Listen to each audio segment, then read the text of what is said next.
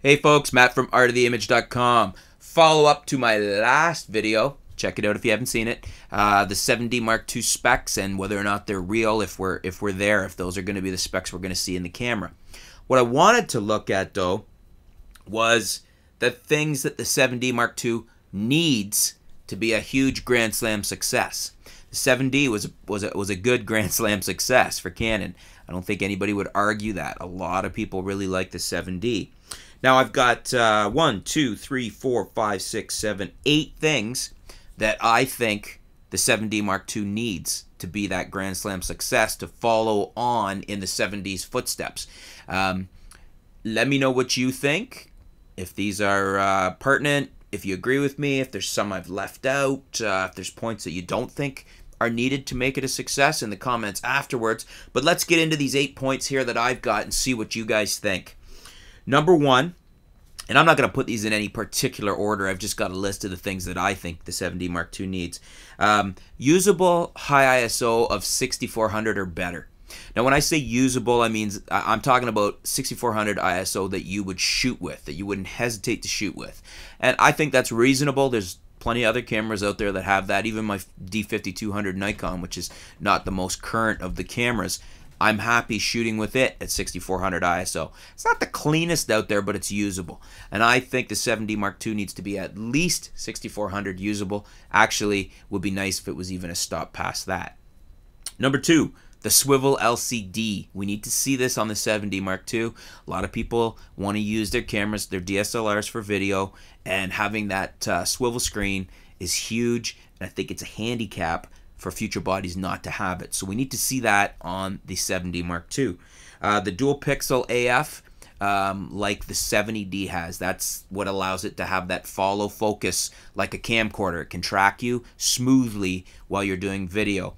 7D Mark II needs to have that. In all likelihood, I would fully expect it will, but it needs to have that to be the big success that Canon's going to want it to be.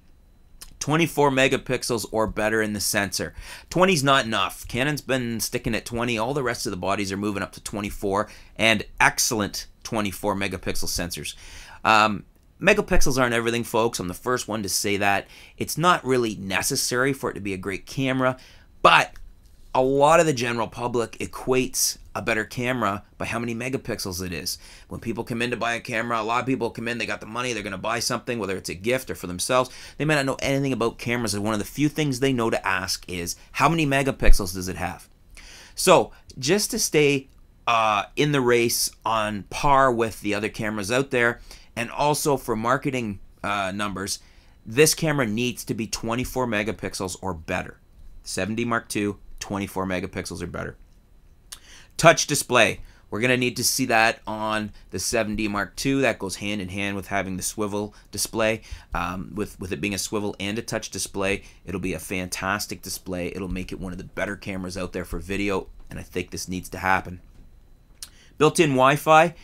I think all bodies coming out now should have built-in Wi-Fi, and a camera that's going to be at the 7D Mark II's price point, which we'll get to in a minute, should have this built in, as well as it should also have the GPS, which is my next point.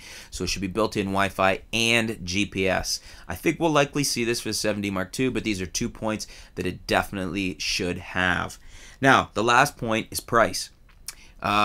Price, you can build the best camera in the world, but we're still talking about an APS-C body here, folks. This thing should not be more than $2,000. 2,000 US dollars I'm talking about at the moment here. And if anything, it would be sweet if it came in at 1,800 or even lower.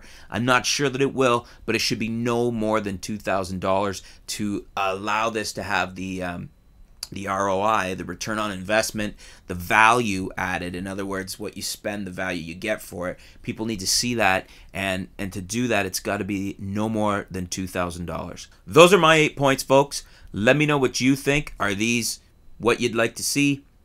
Do you think these are necessary for the Canon 5D Mark II like I do? Let me know below in the comments. If there's a few more that I've left out, or one or whatever, put them in the comments too. We'll talk about that.